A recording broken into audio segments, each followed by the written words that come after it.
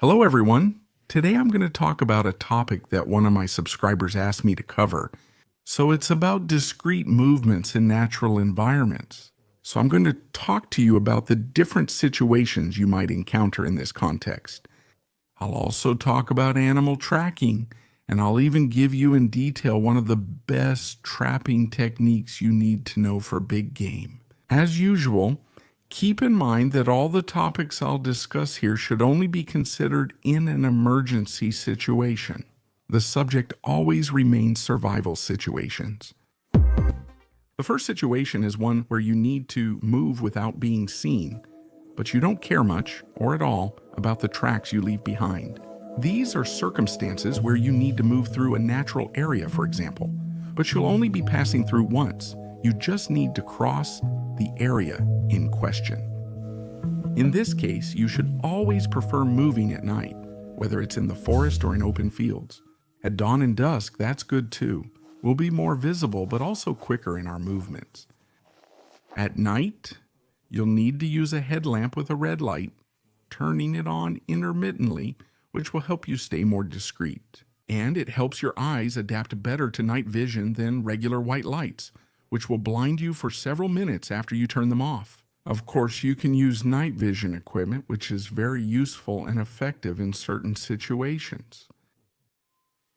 The second situation is when you need to move through a certain area without leaving any traces. So you'll need to walk off the trails as smartly as possible, and moving at night will be much less advisable because it's much more difficult in cluttered areas. Movement in this kind of situation is necessarily very slow.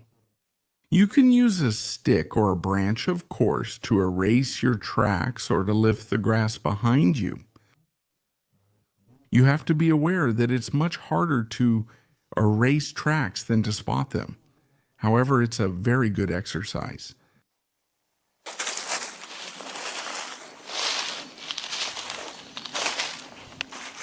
If you practice erasing your tracks, you'll notice that it's almost impossible to move through certain areas.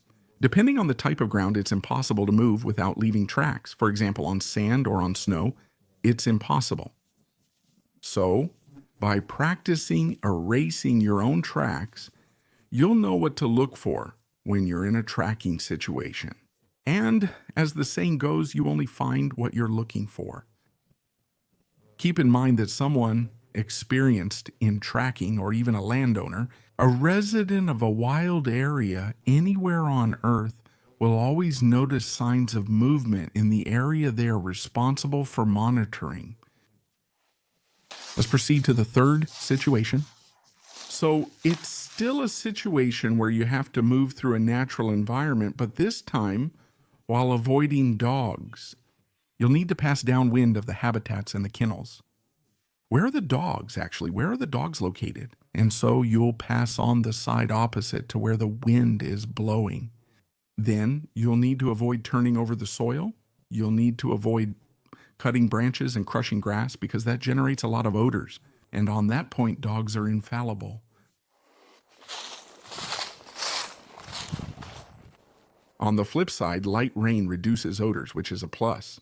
When it starts to rain, dogs are generally less effective, and they'll move along the trails and tracks. In heavy rain, many dogs will tend to stay sheltered. And in very hot weather, they also usually limit their movements to the morning and evening. On a pitch black night, dogs will prefer to stick to trails and will naturally be wary of bushy areas.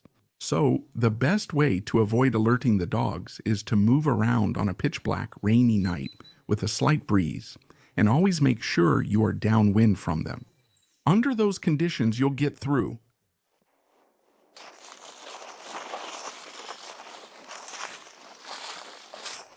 With this setup, and with night vision equipment, for example, it's possible to get within 20 or 30 meters of an alert dog.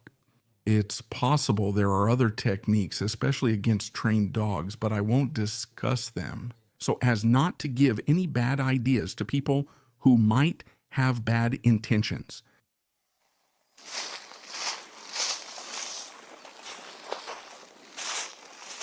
The fourth situation where you might need to move discreetly is a situation of force majeure, a survival situation. That's when you want to avoid being spotted by animals that you want to trap or hunt for food. So you need to distinguish between two different situations in this case. Either you are on the move and need to feed yourself while traveling, or you are settled in a given area. The most effective way while traveling is hunting.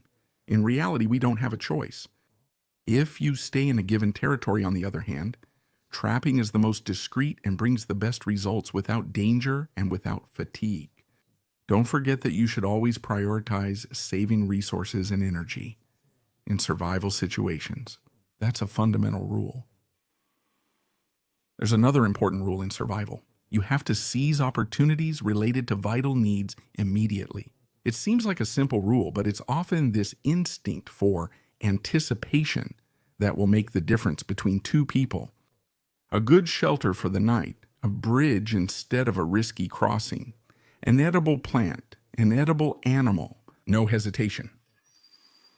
What you need to understand in survival is that it's the individual's marginal resistance that, in extreme situations, will allow them to get through.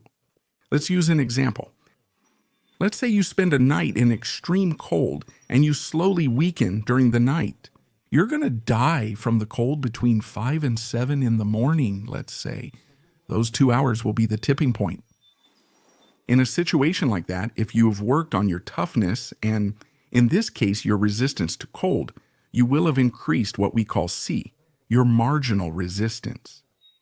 You'll have the ability to get past that critical point at 7 in the morning, let's say. That's what will keep you alive. To put it simply, between the one who will die and the one who will survive, there's just a small difference in terms of physical preparation or knowledge, and a very big difference in terms of results.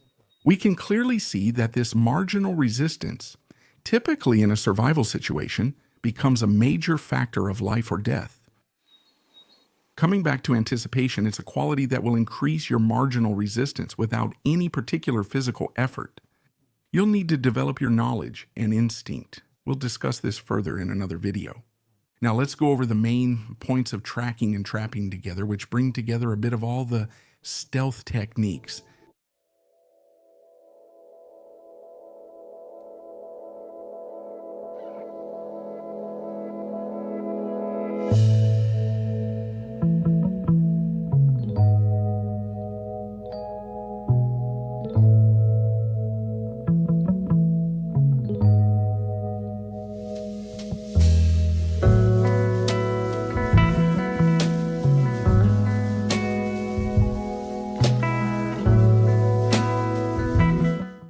If you want to trap wild animals, you'll need to focus on their passageways. These are usually small trails that are also called runways. So we can say that most animals, whether they're game or pests, use the same paths, whether it's in the forest or in the plains. It's a little bit counterintuitive, but also keep in mind that the trails generally all have the same dimensions, whether they're mostly used by big or small game. To avoid being detected by the animals, never walk on the trails and generally avoid changing the natural environment. Approach the trails perpendicularly and stay downwind. If you set a trap, don't stay in the trapping area for long. Above all, don't disturb the soil, don't cut the grass, but lift it up with a stick if you've flattened it. Don't cut any branches or plants on the spot. To kneel down, use a support so you don't leave any scent. And above all, don't widen the trails. For trapping, the areas you should focus on along the trail are the forks in a main trail, narrow passages, open sections where animals are usually less cautious, and special spots like ditches, mounds, stumps, and so on. Never set traps at the uphill side of a ditch, but always on the downhill side. It will give you much better results. In the woods, animal trails often lead toward the eastern edges, exposed to the rising sun. When you have uneven terrain, you usually have trails on 3 levels, one at the top, one in the middle, and one at the bottom. The bottom one is used most often because it's close to the watercourse usually. You always have a lot of trails leading toward the watercourses. This can show you which direction to take in a survival situation to find water. In fact, it's a good indicator. The trails at the edge of the woods are usually heavily used by predators when you're deep in the forest. In areas that are rarely visited by humans, the trails are well maintained and the animals are less wary. There's an advantage and a disadvantage. Trapping them will be easier, but you must be very vigilant because the animals in these areas are extremely sensitive to changes in their environment and also extremely sensitive to unusual smells. Other general points. Regarding the vigilance of animals in different situations, remember that when they leave their shelter, they're at their most alert. This is often in the evening. When moving near their shelter, they are also at their most alert. When moving in the undergrowth, they are moderately alert. And when moving in open fields, they are the least alert because they can see far. And when returning to the burrow or shelter, they are moderately alert. In rainy weather, they are less wary. Their sense of smell is weaker. In mist and fog, they tend to wander. Strong winds scare them, and they always come out after storms. In rainy weather, they use the trails in the plains. And in very hot weather, they tend to stay near their den or their burrow. Analyzing the trail will easily tell you what kind of animal is passing through, but you'll need to develop your observation skills. Look carefully around stumps and natural obstacles, because animals tend to defecate there. Gather all the clues, tracks, fur, droppings, make your observations. At dawn or dusk, you'll have a better chance of encountering them.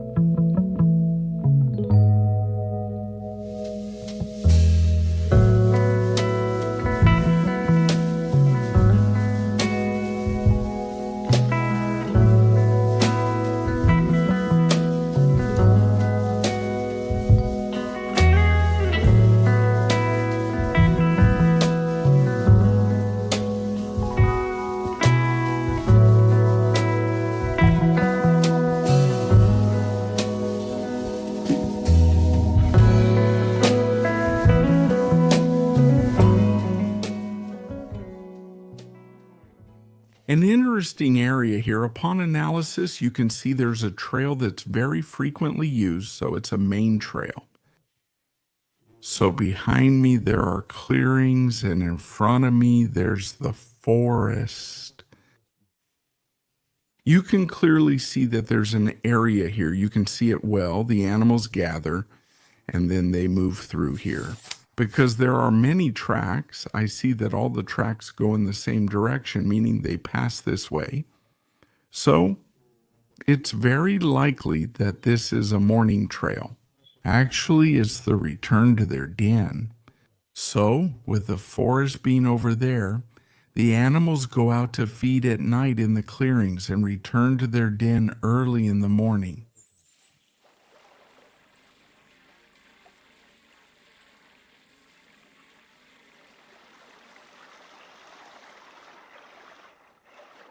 After analysis, we see that we have a rather ideal trapping area since we have a nice slope with a main trail.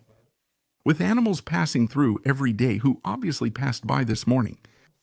So you just need to look around a bit, follow the trail at this level and set a trap downhill between two trees at a spot where it's a bit narrower.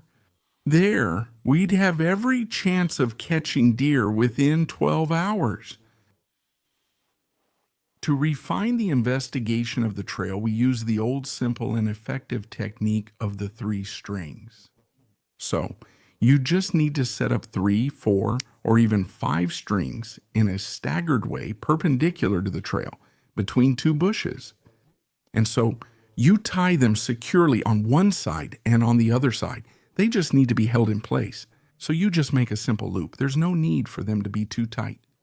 The threads really need to be as thin as possible, like sewing thread or even fishing braid, but a fine fishing braid. And so this will allow you to see the height of the animals that have passed through this trail during the observation period. And so this will allow you to identify the size of the animals. And for setting the trap, it's essential.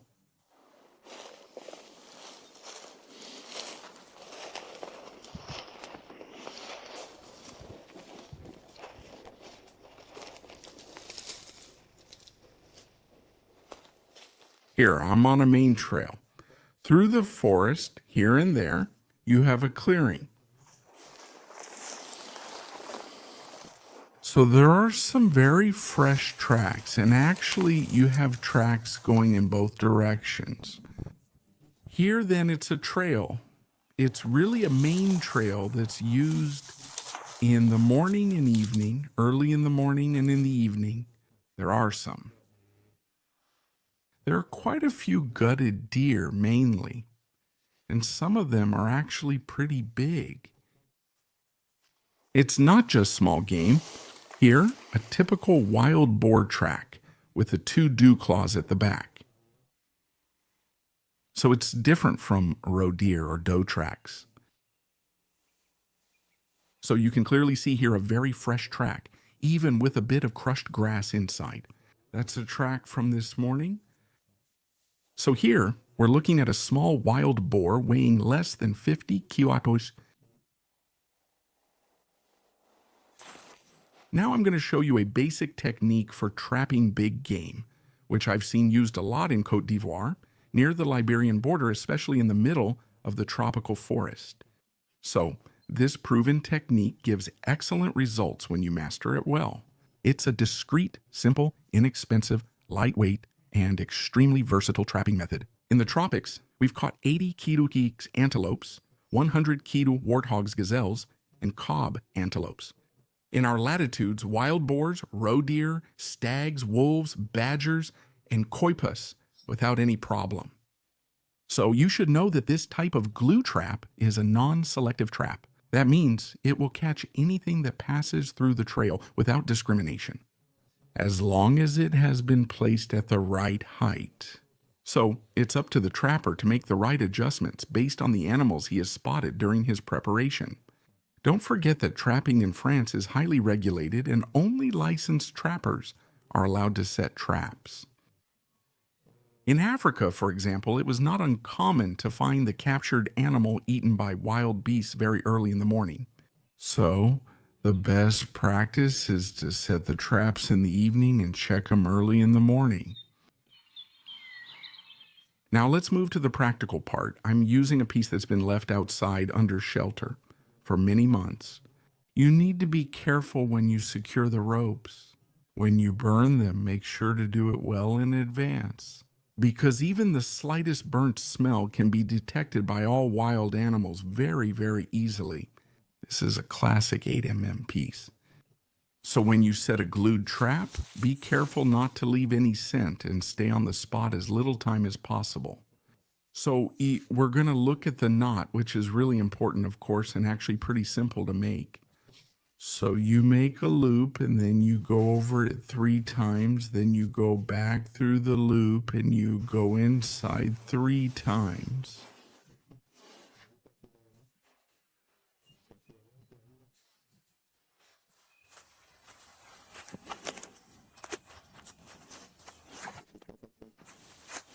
Then you tighten your knot. There you go, and you have a kind of slip knot, but it's almost self-locking. So it's not this one that will tighten directly.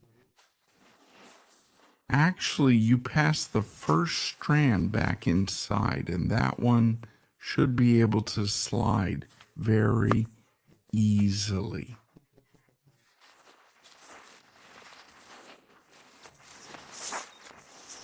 There you go. Next, you make a small lasso of about, let's say you want to catch a wild boar today, between 30 and 40 centimeters, no more. And then we're going to set it up at the trail so that it's well positioned. After setting it up, you can see that I put the slip knot right here. I put two small branches here to serve as support because here it's a bit wide. If the gap had been smaller, I could have put it directly on the tree. What's important is that you're 20 centimeters from the ground and your loop is about 30 centimeters in diameter. Another important thing is that at this point, the slip knot should be loose enough so that it can tighten very easily. Next, we'll put some branches, which we'll handle carefully. A little bit around just to guide the animals toward the area of the snare. Once you've done that, you can put away your equipment, trying to leave as few traces as possible and disturb the ground as little as possible.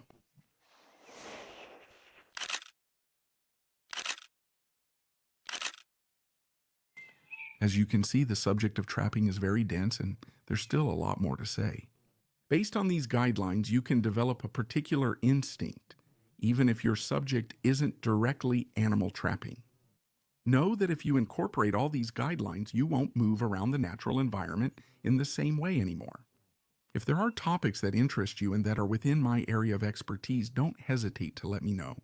In the comments, I'll try to make a video about it for you. You can also go to the channel and watch the old videos, like the ones that interested you. That will help me know which direction to take. With that, I'll see you soon in a future video.